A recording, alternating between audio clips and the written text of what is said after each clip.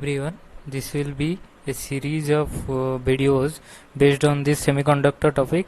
I have taken this topic from the class 12 physics, and we will discuss first about semiconductor physics, and then we jump to digital electronics. In digital electronics there are basically logic gates are there. We will come into that after completing this topic, semiconductor physics. So in this semiconductor physics we will basically focus on these 5 main points, that is why we need semiconductors, what is semiconductor, and how it is different from the other materials, different types of semiconductors, their working principles of the diodes, and different types of diodes, and then transistors. Very briefly we will discuss, and so let's get started. Why we need semiconductors? Semiconductor is an electronic device that is used to maintain control flow of electron. We have seen that in conductors they are very good conducting capacity, so we can use the conductors also. But why should we need this semiconductor?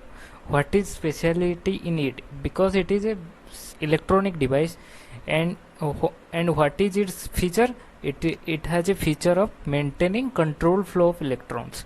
What do you mean by control flow of electrons? Like means it will provide a certain range of voltage or certain range of current. Suppose for example, in later we will study about that. Suppose for example Zener diode. What is the action of the Zener diode? Application of the Zener diode? It will maintain a constant voltage, and we can call it as a voltage regulator. So in order to in order to regulate the voltage, we are needing a Zener diode, which is a semiconducting material or semiconductor device, electronic device. So that is why semiconductor is very much needed in order to maintain control flow of electron. But we cannot achieve that in case of conductors. That is the drawback of a conductor. And and it requires very low voltages to operate. We can operate it in very low voltages, like in millivolts also it will be operate, and it consumes very less power because it is drawing very low voltages. Then automatically it will consume very less power, and these are very small in size. These are, well, like if you see in the mobile phones, Bluetooth device, memory cards, or microcontroller, or any electronic device, they are very small semiconductor devices are placed in it, like diodes or transistors, amplifiers. Very small devices are there, so it is very compatible. We can easily fit in any external any device basically, and it has also a long life and high reliability. It will be working for many years, and it is very highly reliable. That's why. So these are the features of the semiconductor. So here you can see this is the atomic structure of a sodium atom.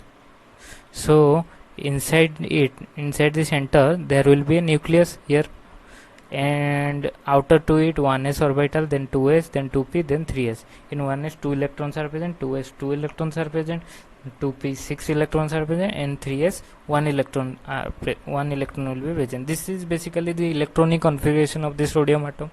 So we will basically define here two terminologies. One is valence band and another is conduction band. So what is valence band? The band which consists of electrons present in the outermost shell of the atom. So basically here is a outermost shell. Which is the outermost shell? That is 3s orbital. So this orbital possesses the outermost electron of the sodium atom. In case of sodium atom, 3s orbital possesses the outermost electron. So this will be called as its valence band. So why it is called as valence band? Because when you see a crystal, basically there are so many atoms will be present. All that atoms constitute a band which possess the electrons of the outermost shell of the atom of that particular semiconducting material. So that will be called as valence band. So this is the valence band. So what is conduction band? So if I draw here, like suppose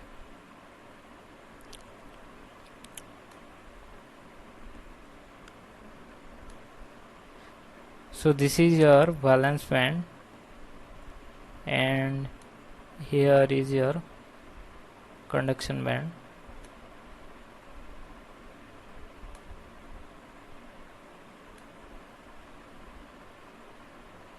So this is the valence band and this is the conduction band. So what is the speciality of the conduction band? The conduction band is a band which consists of group of electrons which are free from the attraction of nucleus and can freely move. Basically they have no attraction with the nucleus, so they can freely move. These freely moving electron constitute the current.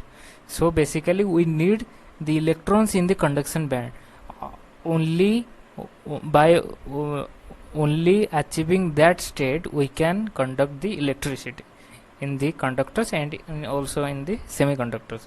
That we basically discuss in the next slide. Basically classification of metals based on their conductivity.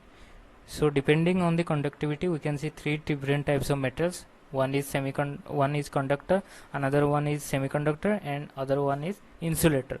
So we have previously discussed about valence band and conduction band. What is valence band? The band which consists of electrons in the outermost shell of the atom. And what is conduction band? The band which consists of electron which are basically free in nature or basically free from the attraction of nucleus, and they possess the power to maintain current, or basically they are the reason for the current flow inside a material. So this is basically conduction band. So what happens in case of conductors? Basically here the valence band and conduction band overlap with each other. Here you can see the valence band and conduction band have no gap in between them. They are basically they have overlapped with each other. So due to this overlapping, here the electrons can easily move from the valence band to the conduction band. So basically as they are easily moving from the valence band to the conduction band, electron, because they are basically overlapping with each other, so they can easily be transported to the conduction band. So conductors are very good conducting capacity. They are good conductors of electricity. That's why. Then what happens in case of semiconductor? So in case of semiconductor there will be some amount of gap in between the valence band and the conduction band, and that gap is called as forbidden energy gap. So what do you mean by forbidden energy gap? The forbidden energy gap is basically the energy gap between the valence band and the conduction band. And what it refers, basically this energy gap refers that no electrons will be present in this energy level. In this energy level there will be no electrons present basically. So this is empty basically. Here no electrons are present, only electrons will be present in valence band, and if we provide external energy from our side, then it can be transported to the conduction band. How we will transport that electron from the valence band to the conduction band, we will discuss about it later. So basically we have to here we have to supply some amount of energy, or we can apply some doping in order to transfer the electron from the valence band to the conduction band, because there is a energy gap between them. That's why we are needing some energy, and this energy gap may be 1 electron volt or maybe 1.4. In different books it is mentioned different, so you can look into that. So it nearly varies around 1 electron volt. And what happens in case of insulators? So conductor is over, semiconductor is over. What happens in case of insulator? Basically there is a very large energy gap between the valence band and the conduction band. That's why the electron cannot easily transport from the valence band to the conduction band. So it is nearly impossible to transport the electron from the valence band to the conduction band. So that is why they are not good conductor or they are bad conductors of electricity, basically these insulators. So here we will see resistivity of different materials, basically the conductors, semiconductor and insulator. Before that we have discussed the energy levels between the valence band and conduction band for conductor, semiconductor and insulator. So basically there are some conductivity and resistivity difference among them. So in case of conductors, this is around, this is very low. This is the this is basically the resistivity. The resistivity is very low in conductors. Then in case of semiconductor, it is in between the conductors and insulators, and in case of insulator it is very high. The resistivity is very high, basically. So if we order them in increasing order of their resistivity, then conductor will be first, then it will be less than semiconductor will be less than insulator. So insulator have the maximum resistivity capacity. And then what in case of what happens to the conductivity increasing order? It will be first insulator, then semiconductor, and then conductor. It is basically reverse of that.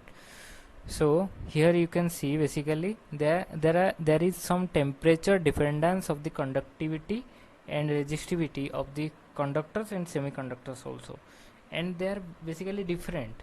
So what happens in case of conductor? Basically this is the first line is about the conductors. With when we increase the temperature, the resistivity of the conductor basically increases. That's why their conductivity decreases. So here we can say that basically the temperature coefficient of resistivity is positive. That's why when we increase the temperature, the resistivity will increase, and subsequently the conductivity will decrease, because conductivity is the reciprocal of resistivity. That's why conductivity will decrease as resistivity is increasing. Then when we will see for the semiconductors, it is basically the reverse. What happens here? When we increase the temperature, basically the resistivity decreases, so the conductivity increases. So conductivity increases when we increase the temperature in case of semiconductor, which is the reverse of in case of conductors. So this is the this is a small difference between the conductors and semiconductor.